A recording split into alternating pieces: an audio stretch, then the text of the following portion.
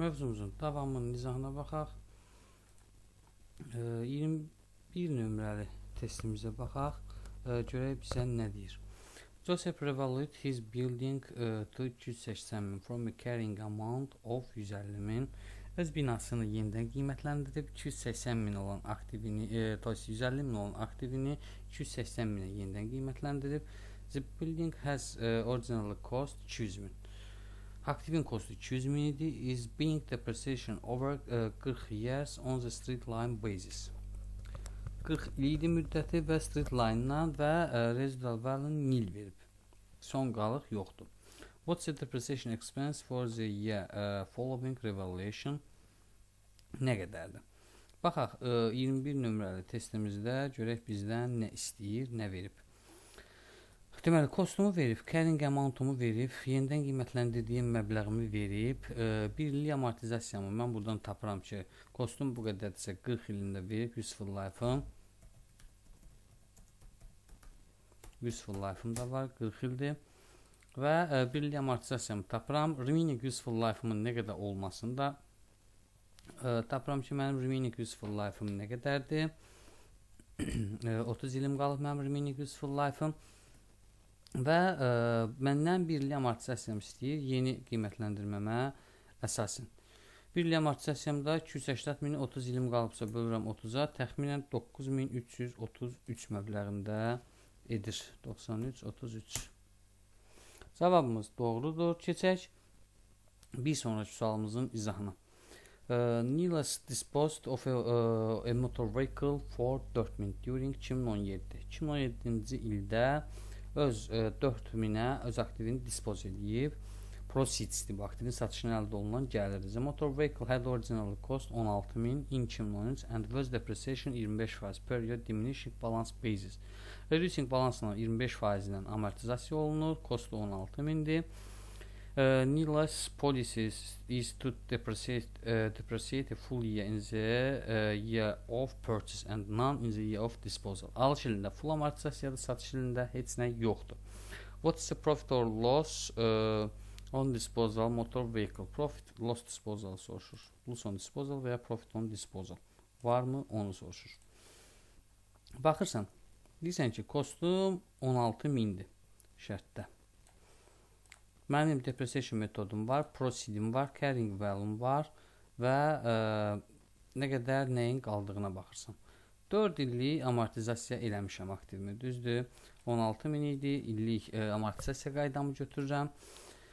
12.000 carrying value'm qalır və baxın funksiyalarına. Bunu da yenə 25% amortizasiya edirəm və nəhayət 5063 manat mənim aktivimin carrying value'su qalır. 5063 manat. Mənim proceedim 4000-dir. Aktivimin satışından 4000 əldə eləmişəm. Elə bil ki, 5063 manatlıq malımı mən çıxardıb 4000 bazarda satmışam. 1063 qədər ziyan eləmişəm. Baxırsınız, 5063 minus 4000 şəklində. 1063 qədər mənim nəyim var? Loss on disposalım var. 1063 loss. Cavabımız doğrudur. Keçək bir növbəti sualımızın izahına. 23-ə nədir? Which of the following item must be disclosed in the note in the financial statement? Tangible non-current asset. Tangible non-current assetdə disclosure notlarda, aşağıdaşlardan hansı ikisi disclosure notlarda qeyd olunmalıdır? Breakdown of the assets sold during the accounting period yox. Increase in the value due to the revaluation. Yenidən qiymətləndirməni qeyd etməlisən. Və proceeds received for assets sold during the year. Bunu niyə disclosure notda qeyd eləyəsən ki, yəni əldə elədiyin məbləğdir, puldur. Accumulated depreciation at the start of period. Dövrün əvvəlində yığılmış amortizasiyanı əlbəttə qeyd eləməlisən. Çünki financial position da, yəni ana üzündə, əsas səhifədə sən accumulated depreciation görmürsən, carrying value'sunu görürsən, onun qalıq dəyərini görürsən. Cavabımız doğrudur. Keçək. 24 nömrəli sualımızın izahında nə deyir? 24 nömrəli sualımızda deyir ki, repair of minçüz to the office building have incorrectly been charged to the building cost, accounting instinct repair and maintenance. The depreciation policy for building 2.5% per annum straight line basis. 1200 manatlıq xərc var, yenidən bərpa xərci var. və incorrectly səhvən bu xərc onun kostuna yəni belə deyim də account instead of repair of maintenance. Belə deyim, revenue expenditure yerinə asset expenditure əlavə olunub. Repair bu yenidən bərpa xərcidir. Sən bunu əvvəl necə idi, həminki vəziyyətinə qaytarsan. Mümkün qədər xərc bunun üzərinə charge olub. Və səndən deyir ki, şərtdə 2.5%-lə sən bunu hər il amortizasiya eləyirsən. 24 nömrəli sualımızda baxaq variantlarımıza görək hansı ikisi doğru olduğunu deyir. 24-də A-ya bax, non-current asset are too high by 1170. 1200-dür və 2.5%-lə sən bunu deməli ortalama götürsən, harasa 40 il amortizasiya edirsən və 30 qalır. 40-a böləndə 30 qalır. Non-current asset 1170 qədər yüksək göstərəcək. 30-dakı sən depreciation expense-ni yüksək göstərəcək. 30 qədər sənin belə deyim 1 il amortizasiyan olacaq.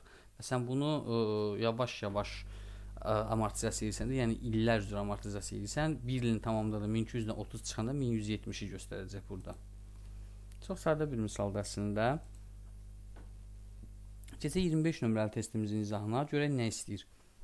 Abdul had a plant and equipment cost balance at the start of the year of 9450. Onun bir aktivi var. Başlanğıcda kostu 9450'dir. During the year he purchased equipment for 2100 and disposed of equipment which had a carrying amount of 1800.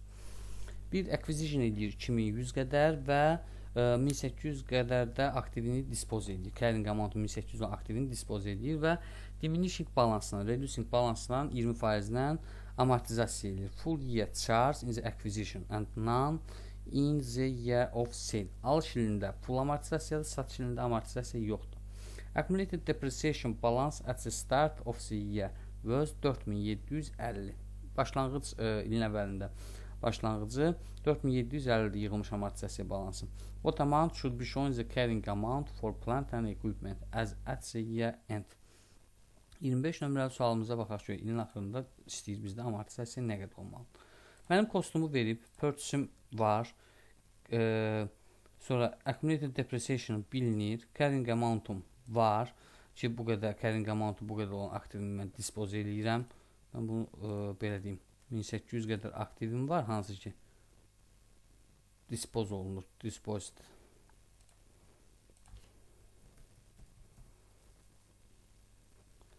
Dəyəri 1800 olan aktivimi dispose edirəm. Baxaq, deməli, nə etmişəm mən? Bunun üzərinə gəlmişəm acquisition-umu.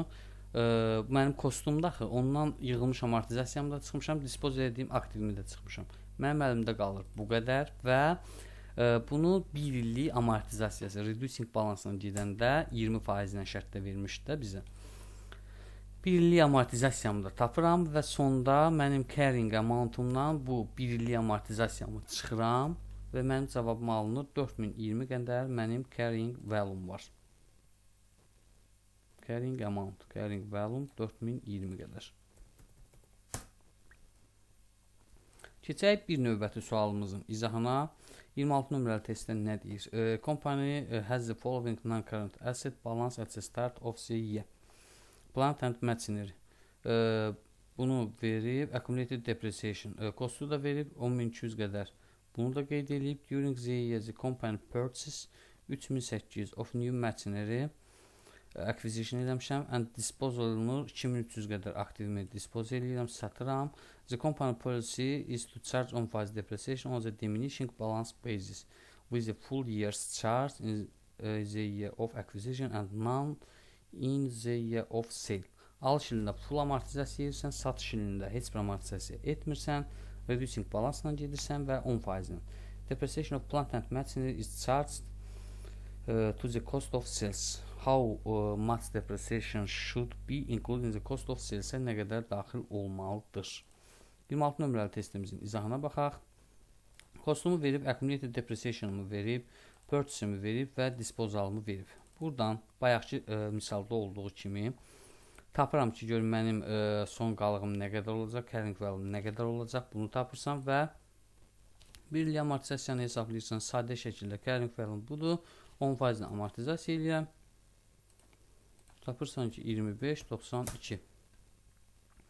Cavabımız doğrudur. Keçək 27 nömrəli testimizin izahına.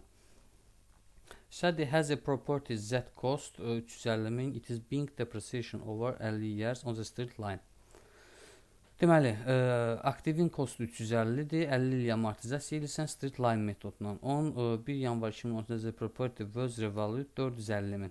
Hansı ki 1 yanvar 2012-ci ildə bu yenidən qiymətləndirilib 450.000-ə. And the remaining useful life was 40 years. 50 il ömür bitmişdi, indi 40 ili qalıb. What carrying amount should be shown for property at 31 dekabr 2012-ci ildə? İlin əvvəlində revalüt eləmişsən, yenidən qiymətləndirmişsən və ilin sonunda səndən qalıq dəyərini soruşur aktivin, carrying amountunu istəyir. 27 nömrəli testdə kostumu qeyd edirəm, useful life-ımı qeyd edirəm, yenidən qiymətləndirmişəm bunu buna və remaining useful life-ım da var, 40 il qədər qalıb. Carrying amount-umu istəyir məndən. Mənim, yəni belə deyim, ilin əvvəlində artıq aktivim 450.000 dəyər alıb və mən bunun 1 illik amortizasiyanı tapıram. 450.000-i bölürəm 40 ilə, 450.000-dən həmin məbləği çıxıram. Düzdür, mənə şərtdə useful life verib, aktivimin ilk kostunu verib, amma mən bunların heç birindən istifadə etmirəm. Məndən nə istədiyinə baxırıq biz.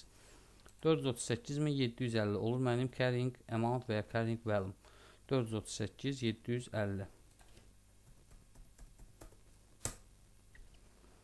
Doğrudur. Keçək 28 nömrəli testimizin izahına.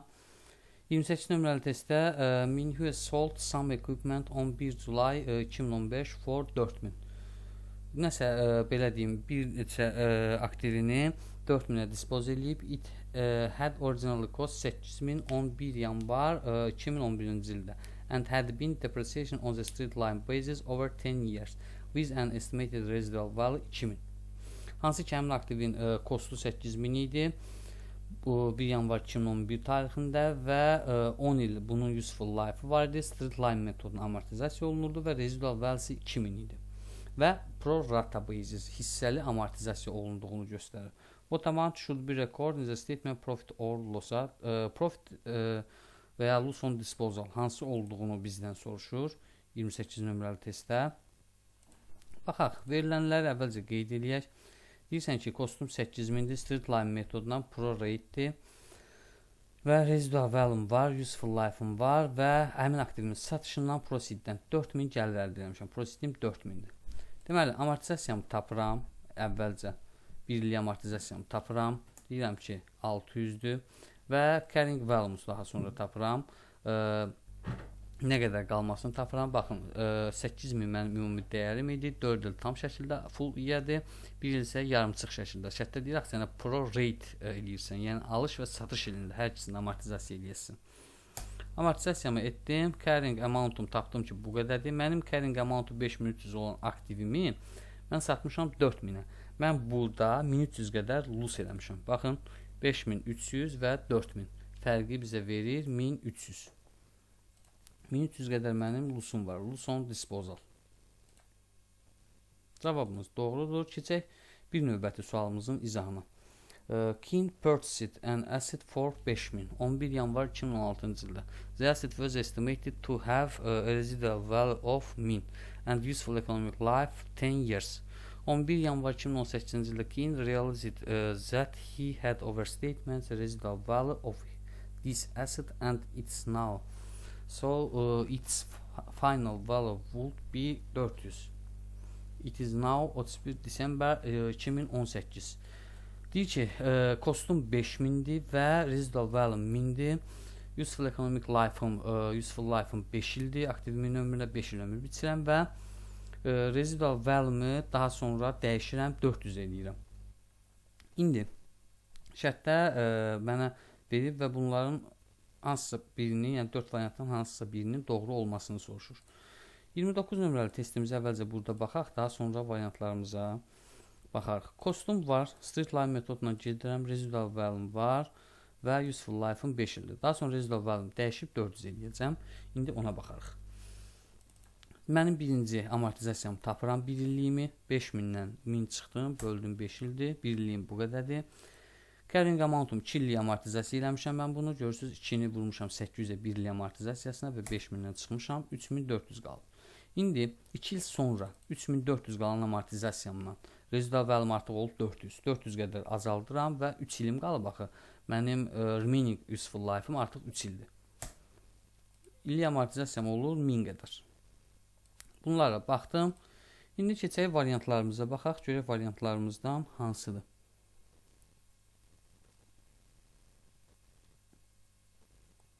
End 2018. Deyir ki, 2018-ci ilin axırında bunun 1000 qədər depreciation olacaq. Artıq baxın, mən bunun residual value-sını dəyişəndən sonra mənim depreciation charge-ım, birlik depreciation charge-ım dəyişdi, oldu 1000 qədər. Doğru cavab B-dir. Keçək bir növbəti sualımızın izahına. Ravi has properties that originally cost 200.000 and has been depreciated by 60.000. A revaluation has taken place and the property is now valued at 400.000. Which of the following journal entry would be required to record the revaluation of Ravi's property? Bu yenidən qiymətləndirməni qeyd eləməyimizi, yəni ikili yazılışını verməyimizi istəyir bizdən. 30 nömrəli testimizə baxaq. Nə verib ona baxaq birinci. Kostumu verib, accumulated depreciation verib və revalue yenidən qiymətləndirilib, olub bu qədər. İndi mən bir carrying amount-um birinci tapıram. Mənim 140.000 qədər carrying amount-um var və yenidən qiymətləndirilmə mənim aktivim 400.000 olub. 140.000 qədər mənim carrying amount-um idi. 260.000 mənim revaluation surplus'ımdır. İkili yazılışımı yazıram. İndi rəqəmlərimi dolduraq. Revaluation surplus hesabına yazdım 260.000'imi. Accumulated depreciation zaten 60.000'dir. Bu silinəcək. Və bir dənə də mənə cost yazılımdır. Kostumu da yazıram buradan 200.000 şəklində. Debit kredit bir-birini tamamladı. Keçək indi variantlarımıza baxaq. Görək variantlarımızdan hansı uyğundur. Debitdə 200.000, debitdə accumulated depreciation'ım 60.000 və revaluation surplus'ım 260.000 kreditdə. Cavabımız doğrudur. Bir növbəti sualımızın izahına baxaq. 31 nömrəli testimizdə Zain is a sole trader with a carrying amount for plant and equipment at the start of the year of 52.000. İlin başlanğıcında verdiğim kostunu verib 52.000'dir. During the year she acquired a machine for 10.000. 10.000'lik aktiv alıb və dispose edib 5.000 carrying amount'u 5.000 aktivini dispose edib. Her depreciation policy 10%-lə reducing balance metoddur. Full year amortizasiya edir alış ilində və satış ilində heç nə etmir. What amount should be charged for depreciation? Məndən depreciation charge-ımı soruşur. Deməli, 31 nömrəli testimizin izahına baxaq. Verilənlərimiz bəllidir. 52.000'dir. Alışım bəllidir. 10.000'dir. Dispose olunub 5.000'lik aktiv. Depreciation metodum 10%-ləndir. Nə edirəm? Carrying amount-umdan acquisition-umu cəmləyirəm və disposal-ımı çıxıram ki, yeni carrying amount-umu tapıram. Və 10%-lə mən bunu amortizasiya edirəm. 57.000'in 10%-i 5.700 edir. 5.700 qədər qeyd edirəm. Keçirik bir növbəti sualımızın izahına. 32 nömrəli testimiz sadəcə true-false-dur. Oxuyaq, tanış olaq. Deməli, all business must maintain an asset register. Bu false-dur. Bütün bizneslər, yəni must malıməlidir, yəni bu deyil, olmur. Must olmaz burada. An asset register list only the description of the asset number and location so that it can be used as a checklist for asset held by the business. Only, niyə only olsun? Yəni bu da olmaz, bu false-dur. Cavabımız doğrudur. Keçək bir növbəti sualımızın izahına. A company purchased equipment for 80.000. Kostum 80'dir. 1 July 2013'də. The company accounting year end is 31 Dekabr'dır. And it has a policy to charge a full year depreciation in the year of purchase. Alış ilində full amortizasiya edir. Equipment is depreciated on the diminishing balance 25%. Hər il azalan qalıq metodundan 25% amortizasiya olunur. What is the carrying amount of the equipment 31 dekabr 2016-cı ildə? Mənim carrying amountum istəyir. 1 iyul 2013-də alınan aktivimin 31 dekabr 2016-da carrying amountunu istəyir. Baxaq 33 nömrəli testimizin izahına.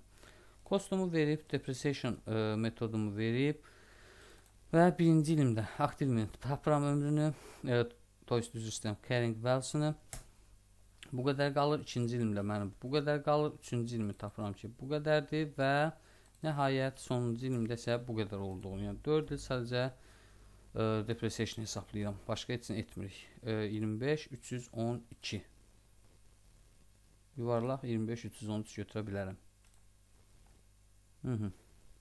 Keçək 34 nömrəli testimizin izahına. Görək nə deyir. 11 November 2014-cü ildə Cayenne purchased a non-current asset for 88.000 which had a useful life 4 year and no residual value. Hansı ki 4 il ömür biçib və residual value'si yoxdur. The company policy is to depreciate non-current asset at 25% per annum on the diminishing balance basis. Və belə deyim, şirkətin siyasətidir ki, diminishing balance, reducing balance amortizasiya edəsin 25%. When preparing the financial statement for the year to 31 oktober 2016-cı ildə, yəni 2 il sonra the accountant calculates the depreciation charge on the straight line basis. Düz xətli metodunu hesablayır. What will be effect of correctly the depreciation charge on the profit or loss? 31 dekabr 2016-da nə qədər təsir edəcəyini soruşur. 34 nömrəli suala baxaq. Deyir ki, kostumuz budur, amortizasiya metodumuz budur. Birinci ilimi tapıram və daha sonra o bir ilimi tapıram və 22.000 düz xətli metodunun hesablayıram ki, mənim bir ilim 22.000 olur amortizasiyam. Amma bu cür amortizasiya etsəydim, bax, birinci ilimdə necə elədim? 88.000-dir, bunun 25%-ni tapdım ki, mənim qalıq dəyərim nə qədərdir? 66.000-dir. İkinci ilimdə mənim amortizasiya depreciation charge xərcim nə qədərdir? 16.500-dür. Bu, reducing balance-la getsəm idi. Bir də straight line-la getsəm necə olacaq? Straight line-la da getsəm, mənim amortizasiyam olacaq 22.000. 22.000 bu variantda olur, 16.500 bu variantda olur. Bunlar arasındakı fərqimə baxıram. Fərqim də ki, nə qədərdir? Cəmi 5.500 qədərdir. İndi fərqim 5.500 qədərdir və mən bunu, belə deyim, daha az məbləğ elə bil götürülüb də. Ona görə bu məndə verir increase. 35 nömrəli testimizin izahına baxaq. 35 nömrəli testimizdə deyir ki, at 30 April 2016-cı ildə Mixtures had recognized a revaluation gain of 30.000 is respect of one of its properties. In the year to 30 April 2017, the value of another of its property fell by 45.000 due to the announcement of plan to build a new road. The second property hadn't previously been revalued. Yenidən qiymətləndirilməlidir. How are Mixtures profit for the year and revaluation surplus as at 30 April 2017-ci ildə affected by this valuation? Yenidən qiymətləndirmənin təsirinin necə olacağını soruşur. Bunun revaluation surplusa heç bir təsiri olmayacaq. Amma profit lossa təsiri olacaq 45.000 qədər.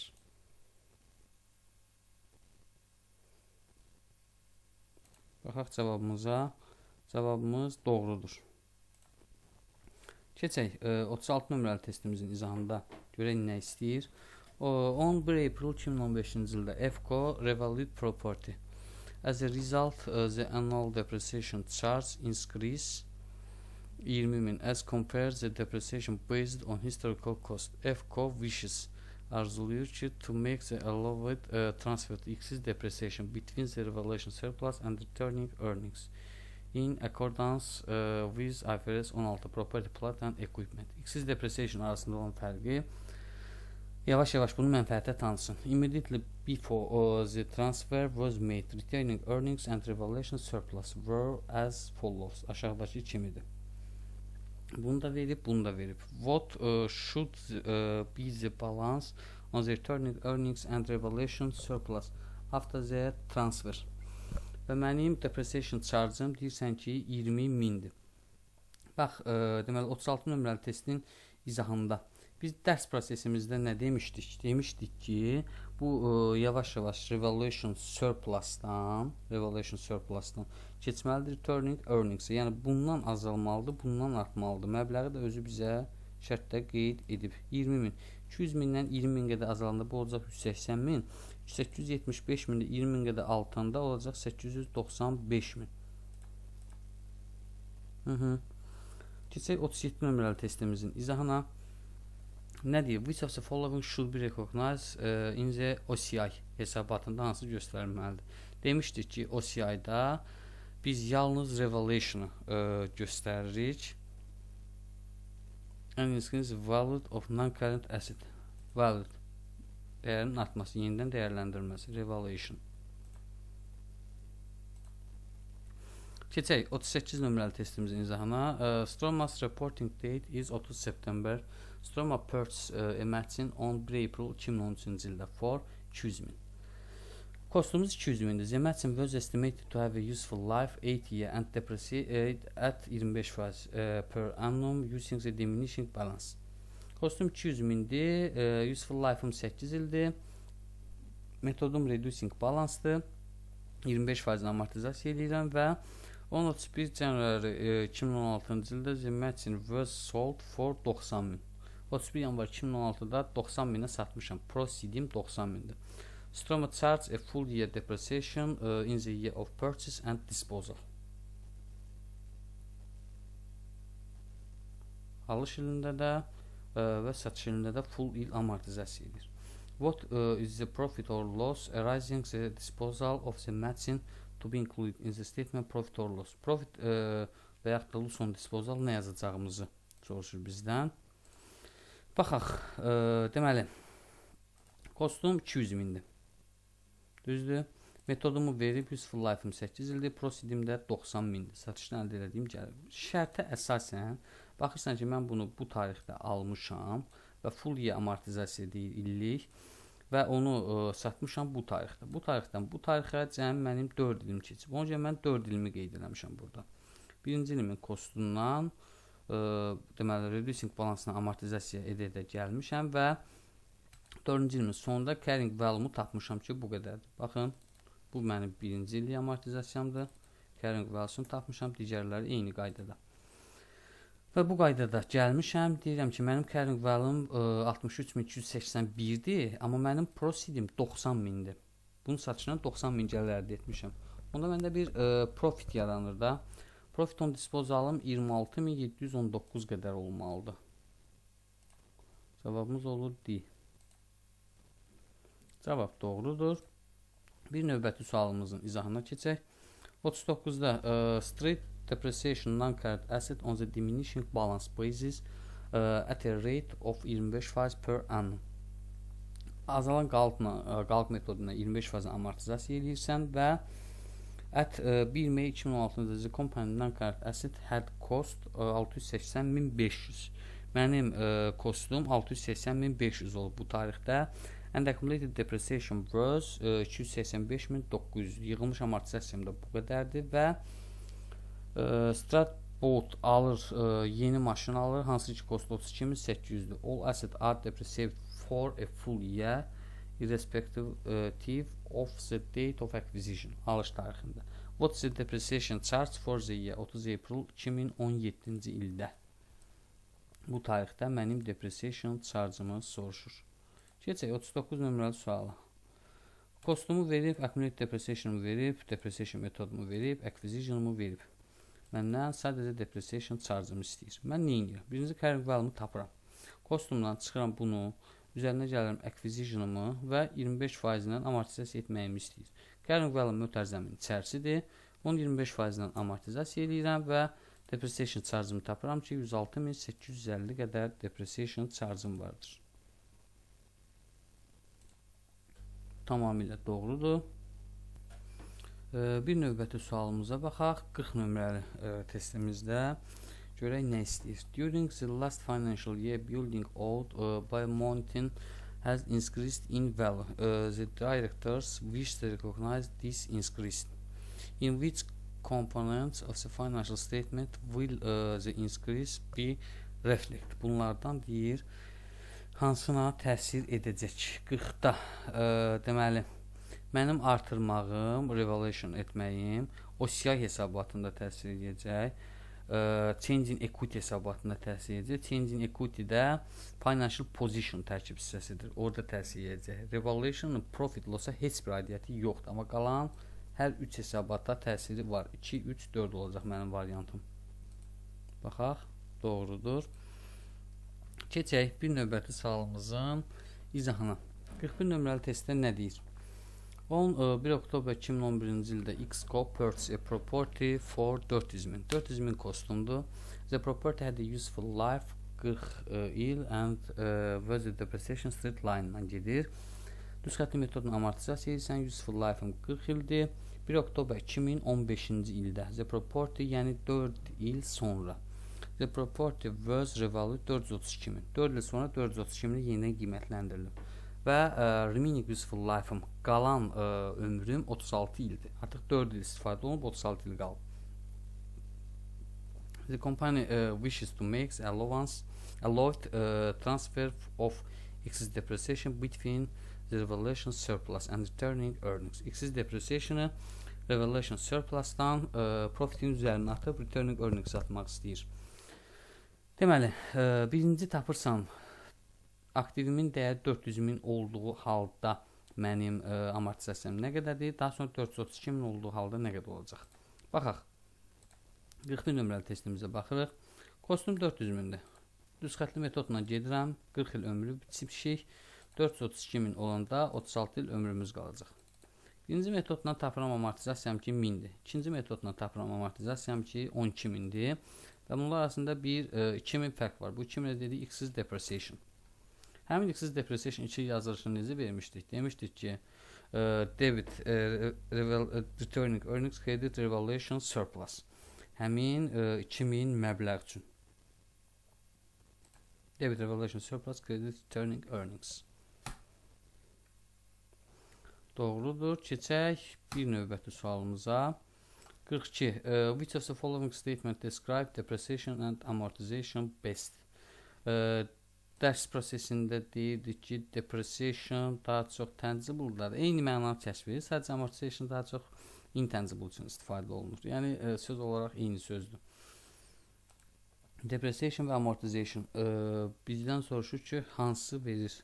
Aşağıdaşlardan hansı bunu ən yaxşı təsvir edir də belə.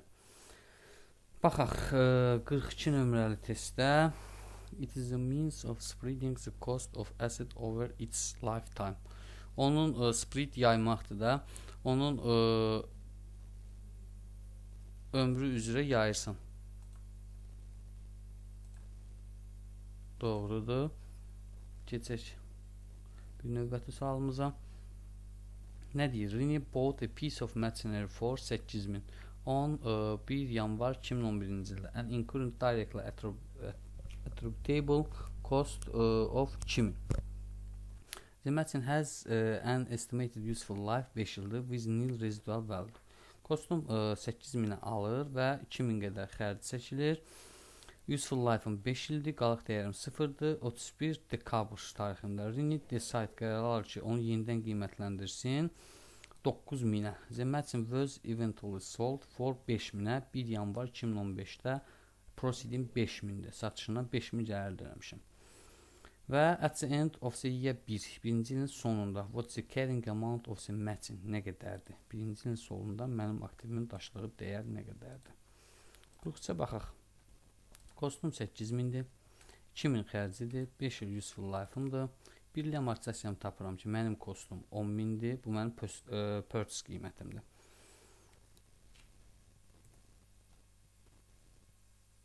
Birli amortizasiyamı tapıram. Cəmlədim bunları, böldüm 5-ə. Birli amortizasiyam 2.000-dir. Və mənim dəyərim, aktivimin dəyəri nə qədərdir? 10.000-dir. Bu ikisini cəmi şəklində götürürsən. 10.000-dən də çıxıram 1 illik amortizasiyam. 1 ilimə tapırsan ki 8.000. Keçək bir növbəti sualımızın izahına. Misal eyni misaldır. Prosta nə istədiyinə baxaq. İkinci sualda da məndən burada istəyir ki at the end of 2012 what's the carrying amount of the matching after evaluation? Carrying amount. Yenidən qiymətləndirmədən sonra mən bunun carrying amount nə qədər olur olsun, mən bunu yenidən qiymətləndirib 9.000 belə deyim, buna qiymət qoymuşam da öz aktivimə, revaluation'um var. 9.000-in özünü götürəsən. Keçək 45 nömrəli sualımızın izahına. Renewboat şərt yenə eyni şərtdir.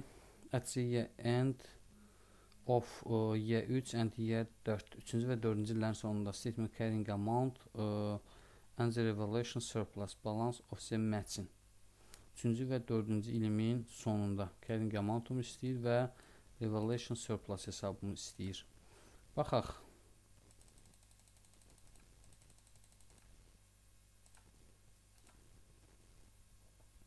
Kostum var. Bunu qeyd elədim. Useful life-ımı qeyd etdim. Revalue yenidən qiymətləndirilib. Birinci illik depreciation-ımı tapdım. Daha sonra yenidən qiymətləndirdim və yenə depreciation-ımı tapdım ki, bu qədər də X-siz depreciation amortizasiyalar arasında fərqimi tapdım. Və carrying value burada nə qədərdir? 6.000-dir və yenidən qiymətləndirməm də belə deyim 9.000 idi. Yenə qiymətləndirmişdim 9.000 idi, 3.000 qədər çıxdım və 10.000 və 2 illik amortizasiyam 4.000 getdi də, carrying value qaldı 6.000. Yenə qiymətləndirmədə də 3.000 bunun üzərinə pul əlavə etmiş oldum. 3-cü və 4-cü ilin sonunda, bax bu yenidən qiymətləndirməm var ha, 3.000. Bunun hərəsindən 1000 qədər azalır, qalır 2.000, 1000 qədər azalır, qalır 1000. Mənim carrying value-mu soruşanda da 3-cü, 4-cü ilində, 2-ci ilində 9.000 idi, 3-cü ilində olacaq 6.000, 4-cü ilində 3.000 ilə artıq amortizasiya məbləğini hesablayırsan da, 3-cü ilində də olacaq 3.000. Elə bil ki, mənim rəqəmlərim olacaq 6.000, 3.000, 2.000, 1000 kimi olacaq. Buna cavab necə yazaq? 6.000, 3.000, 2.000 və 1000. Baxaq, 6.000, 3.000, 2.000, 1000. Mən dediyim kimi elə qeyd olunub. Keçək 46 nömrəli testimizin izahına. Şərt eynidir. In year 5 calculate the gain or loss in disposal of the revalued matching. Məndən disposal istəyir. 46 nömrəli testdə. Yenə kostum falan bəllidir, şərt eynidir, carrying value-mu tapırsan. 3.000 mənim carrying value-um qalır və 5.000 də profitdir, satışımdan əldə elədiyim gəlirdi. Onda mənim məlum olur ki, 2.000 profitim var.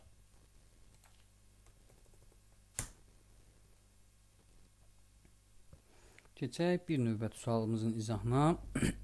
47 nömrəli testimizdə deyir ki, kimi purchased equipment for 15.000 11 January 2012. Kostum bu qədərdir.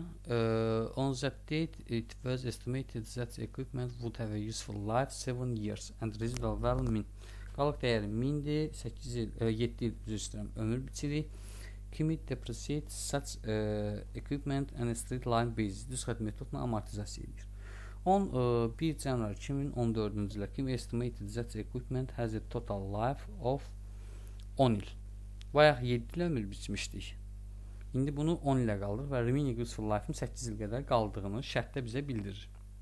Bildirməsə belə də biz özümüz, yəni 1 yanvar 2012, 1 yanvar 2014-dən bunu özümüz bilə bilərdik. And that its residual value is nil. Və qalıq dəyərini bayaq 1000 vermişdi, indi nil verib. Məndən nə istəyir?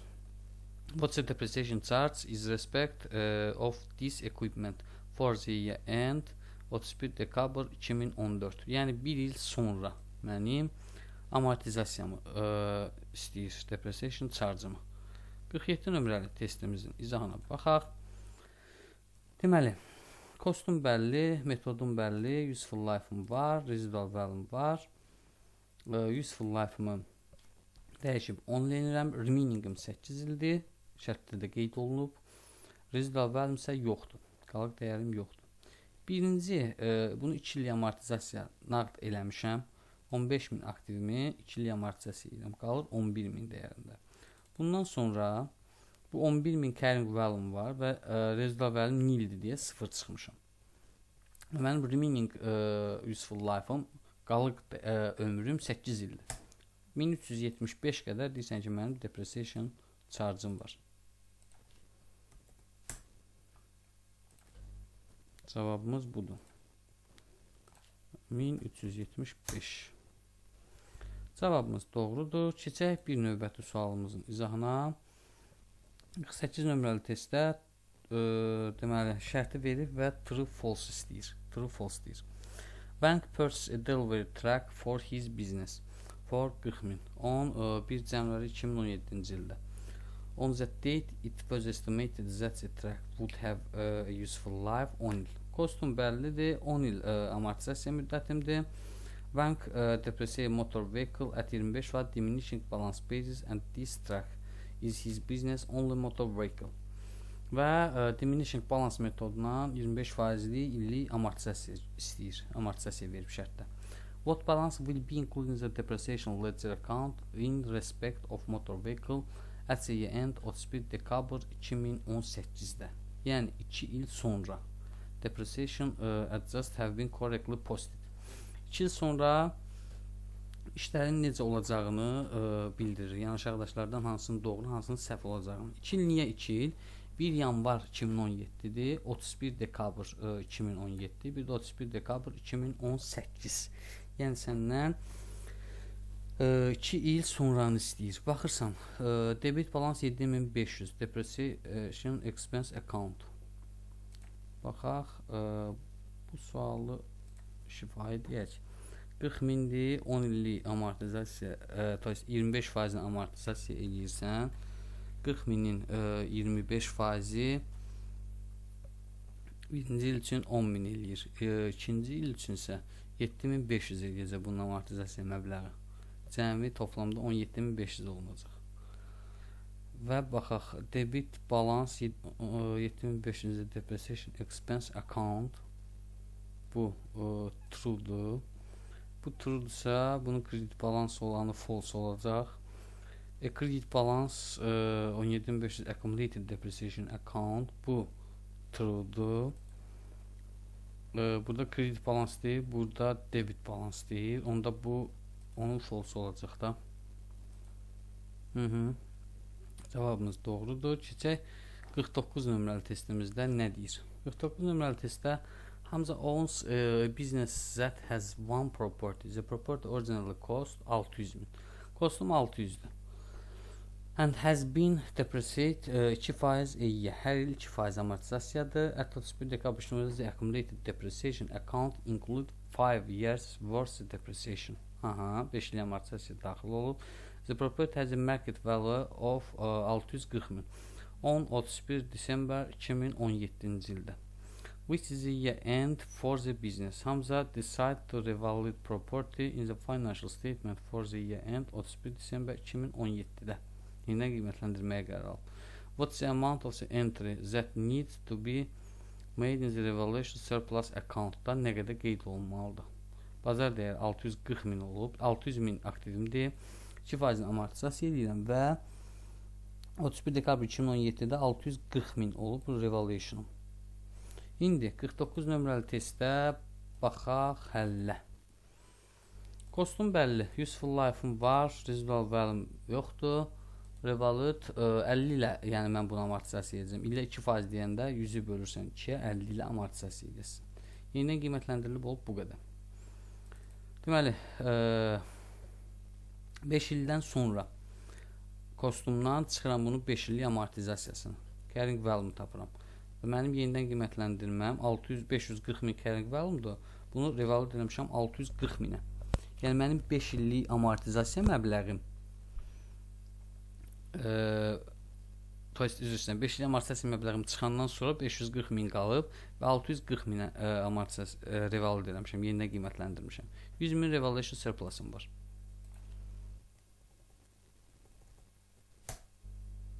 Cavab doğrudur. Keçək 50 nömrəli testimizin izahına. Nə deyir? Windows sold equipment for min which had originally cost 6000 8 years ago. Proceeding mindir, hansı ki kostu 6000 olan aktivin var idi 8 il əvvəl. The estimated useful life equipment was 10 years, 10 il. And its estimated residual value 5000. 10 il əvvəl, deməli, buna mən 10 il ömür biçmişəm useful life-ım və residual value-də 500 nəzərdə tutmuşam. What is the profit on disposal yoxsa loss on disposaldır, bunu istəyir məndən. Baxaq, 50 nömrəli suala. Kostumu verib, useful life-ımı verib, residual value-ımı verib.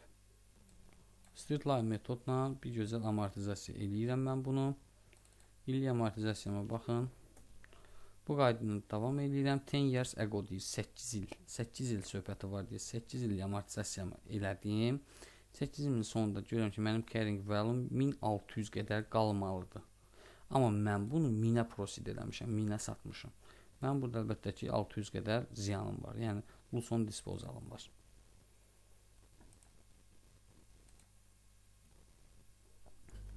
Cavabımız doğrudur. 51 nömrəli testimizin izahına. 51 nömrəli testimizdə deyir ki, an asset that had originally cost 500'dür, had a carrying amount'um 200'dür və sold satılıb 350 minə. Proceed'im 350 mindir. Aktivin satışının əldə olunan gəldim. Aşağıdaşlardan hansı ikisinin doğru olduğunu soruşur. Deməli, kostum 500'dür. Daşıdığı dəyər 200 mindir carrying amount'u və proceed'im 350 mindir. Variantlardan hansı ikisi doğrudur? Ona baxaq. 51 nömrəli testdə disposal account 500, asset cost account 500. Aktivimi ümumi şəkildə silirəm və accumulated depreciation account 300, disposal account 300. Aktivimizi dispose elədiyimiz zaman onun accumulated depreciation'ı zaten silirik də. Yəni 500 qədərdir, kostu 200 min, 300 min qədər bunun yığılmış amortizasiyası var deməkdir də. B-Y. Keçək 52 nömrəli testimizin izahına. 52 nömrəli testə baxaq. Ahmed own a business that prepare financial statement to 31 December each year. Hər il 31 dekabrda hazırlayır öz hesabatını. The business owns a property that originally cost 340 min. Kostum 340 mindir. 11 January 2014-cü the property was revalued. Yenidən qiymətləndirilib 420 minə. And that date accumulated depreciation was 68 mindir. Accumulated depreciation da verib. 11 January 2014-cü the remaining useful life 30 il. Qalıq ömrü isə 30 ildir aktivin. 31 Dekabr 2016-cı the property was sold for 450 min. Proceed'im 450 mindir. The business doesn't transfer excess depreciation from revaluation surplus to returning earnings. Doesn't transfer deyir. Transfer etmir. And doesn't depreciate assets in the year of disposal. Aktivi satış ilində, disposal ilində amortizasiya etmir. What is the profit on disposal? Properties that will be included in the statement profit or loss. Profit on disposaldır yoxsa loss on disposaldır, bunu istəyir məndən. 52 nömrəli testə baxaq. Costum var, accumulated depreciation var, remaining useful life'ım var, residual value göstərib və proceed'im də qeyd olunub. Residual value yoxsa revaluation'dır. Mən aktivimi revalute eləmişəm. 420-nə revalute. Residual value deyil. Revalute. Yenidən qiymətləndirmişəm 420 minə. Birinci, carrying value-mu tapıram. 2 il bundan sonra amortizasiya eləmişəm və deyirsən ki, mənim carrying value 392 mindir. Amma mən bunu 450 minə satıb. Baxın.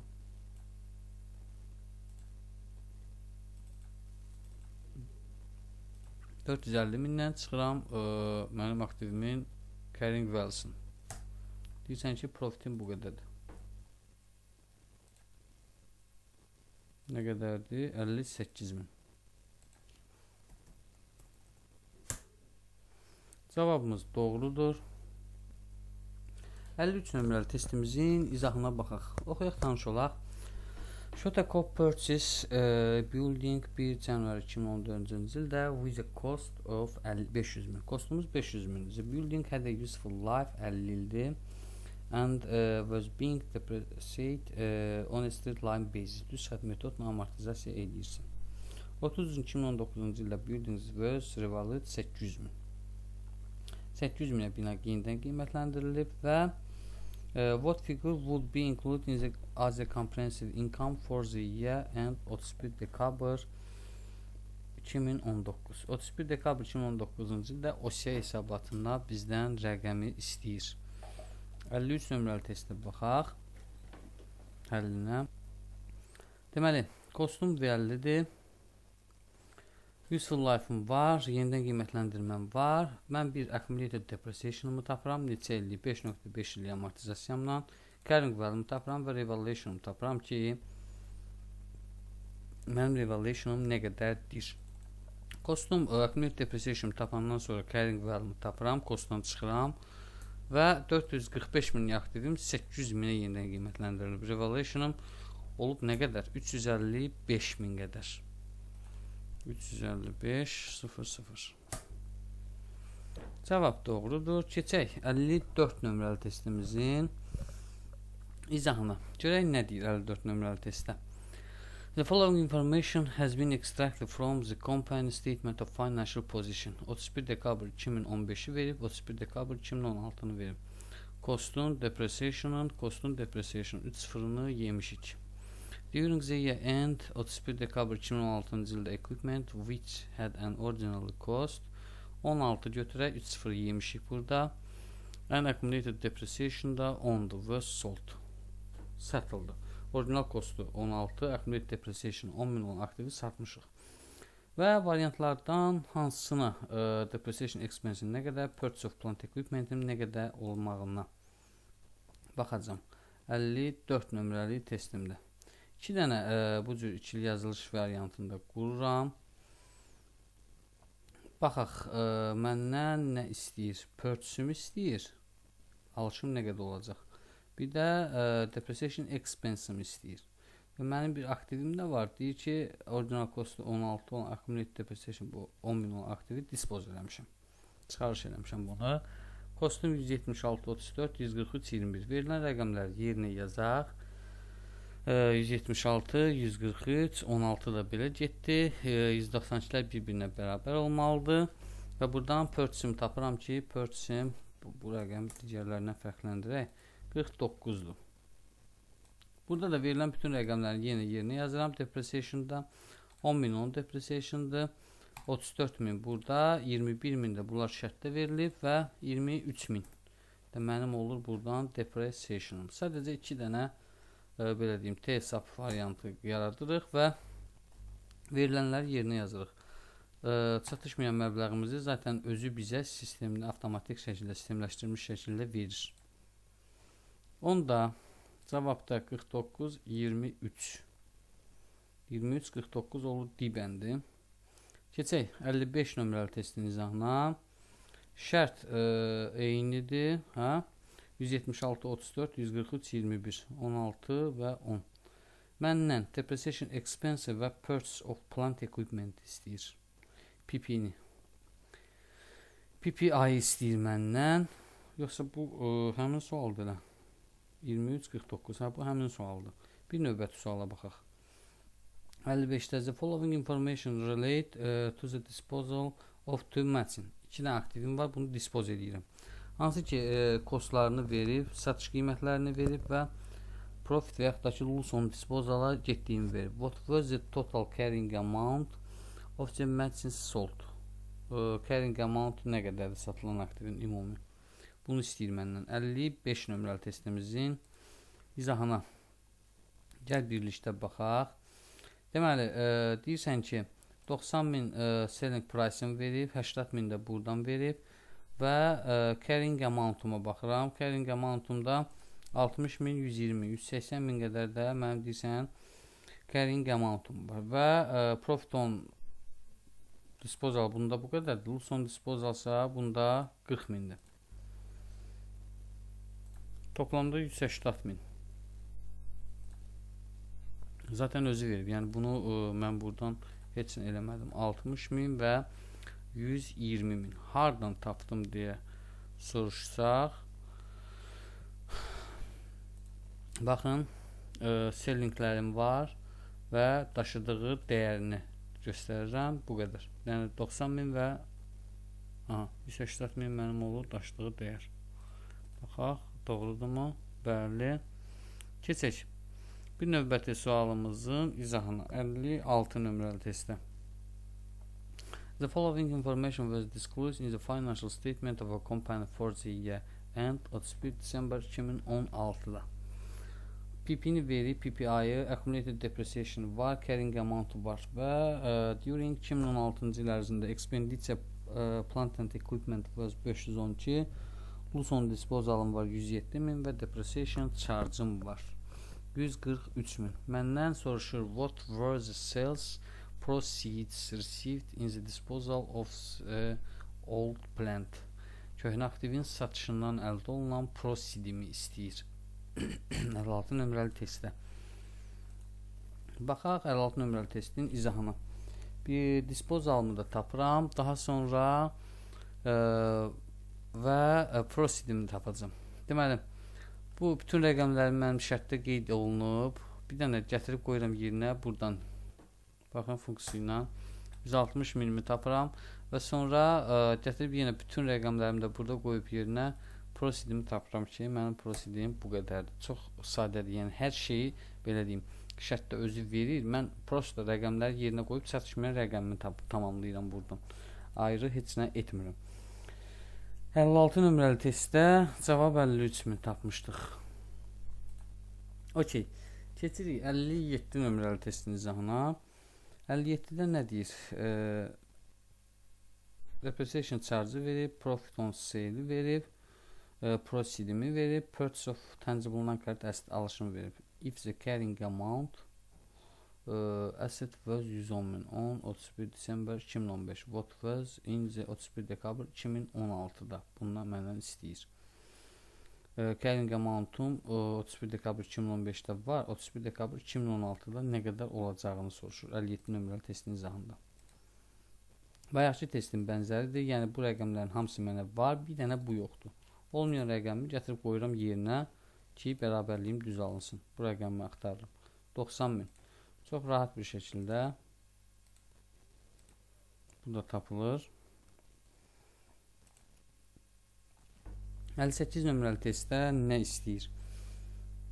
AFS 16 PPI define a number of terms with the meaning specified. For example, the amount hansı elə bir söz daxil olmalıdır da nöqtələrin yerini tanımlamalıyıq. The amount at which an asset is recognized after deducting an accumulated depreciation. Deduct çıxmaq, azaltmaqdır da. Bunun məbləğindən, yəni kostunu, amountdan accumulated depreciation azaldan sonra bizim carrying amountımız qalır da yerdə. Yəni ki, kostdan accumulated depreciation deduct edirsən. Çıxırsan, carrying amountun qalır sənin yerdə. 59 nömrəli testdə nə deyir? At what amount is revalued asset yenidən qiymətləndirilir? Include the statement of financial position accordance IFRS 16'da.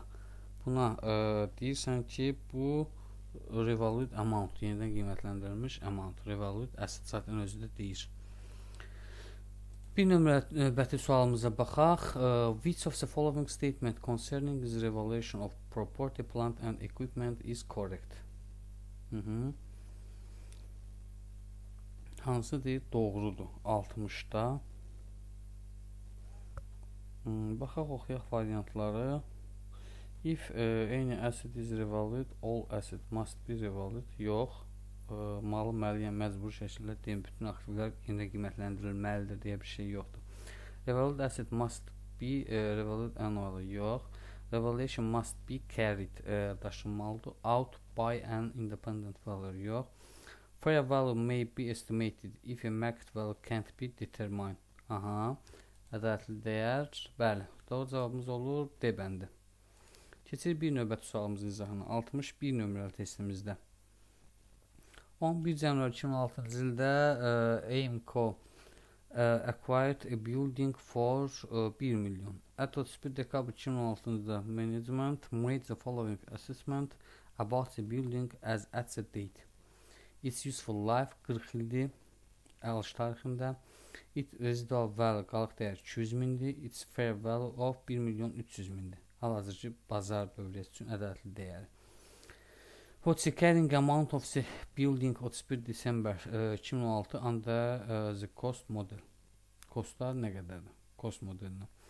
31 dekabr 2016-cı ildə 1 milyonluq aktivim var. 200 mini saxlasan və 40 il amortizasiya etsən, bir ilinə sənin düşür 200 min və 1 milyona da 200 min çıxanda yerdə qalır 980 min məbləğində. Cavabımız doğrudur. Keçək bir növbəti sualımızın izahını 62 nömrəli testdə. 11 January 2016-cı ildə Aimco acquired a building şərt olduğu kimi birə-bir eyni şərtdir. What is the carrying amount of the building at 31 December 2016 as a depreciation charge for the year to 31 December under the revaluation model? Yenidən qiymətləndirmə modelinə və depreciation charge-ını istəyir bunun bizdən. Əslində 61-i həlli var idi də, mən belə deyim, şifahi şəkildə izah etdim. Çox rahat bir misal olduğu üçün, yəni bunun həllini ehtiyac görmədim. Şifahi şəkildə yəqin ki, başa düşdük. 62-də bunu yenidən qiymətləndirsəm, bayaq tapmışdım depreciation charge-ını, yenidən də qiymətləndirəndə 1 milyon 300 min zaten özü deyir ki, fayvalım olub 1 milyon 300 min. 62 də doğrudur. Keçək 63 nömrəli və sonuncu sualımızın izahına. Rini bought a piece of machinery for 8000 11 January 2011-ci ildə and incurred directly attributable cost 2000. The machine has an estimated life 5 ildir. Residual value nildir. 10-31 dekabr 2012-ci ildə Rini decide to revalute yenidən qiymətləndir 9000-ə. The machine was eventually sold for 5000. Bu şərt bayaqki misallarımızın birinin şərti ilə eynidir. At the end of the year 2012-ci ildə what's the revaluation surplus balance after revaluation? Amma istədiyi cavab yəni fərqlidir. Baxaq 63-ə. Görək bizdən 63-də nə istəyir. Baxın, kostumu qeyd eləmişəm və useful life-ım 5 ildir, yenidən qiymətləndirmişəm və proceed'im, əmələ gəlirim də 5000-dir. Deməli, baxın mən verdiyim funksiyaya kostumu tapıram 8000, 2000, 10000-dir. 2 il amortizasiya eləmişəm. Həmin bax bu 10000-in bölmüşəm 5-ə, 1 il amortizasiyamı tapıram ki 2000-dir, vururam 2-yə, edir 4000. 10000-dən də 4000 çıxıram, qalır 6000. Və 2-yə baxın. 9000-dən çıxmışam, həmin o carrying value 6000-imi, yerdə cavabım olur mənim 3000. Burada da mənim cavabım, revaluation'um olub 3000 dəyərində. Tamamilə doğrudur. Bununla da tangible asset mövzusunun sonuna gəldik. Bir növbəti mövzuda görüşmək üzrə. Hər hansısa bir sualınız yaranarsa, mənim YouTube hesabımdan və ya TikTok hesabından suallarınızı ünvanlaya bilərsiniz. Çox sağ olun, təşəkkürlər.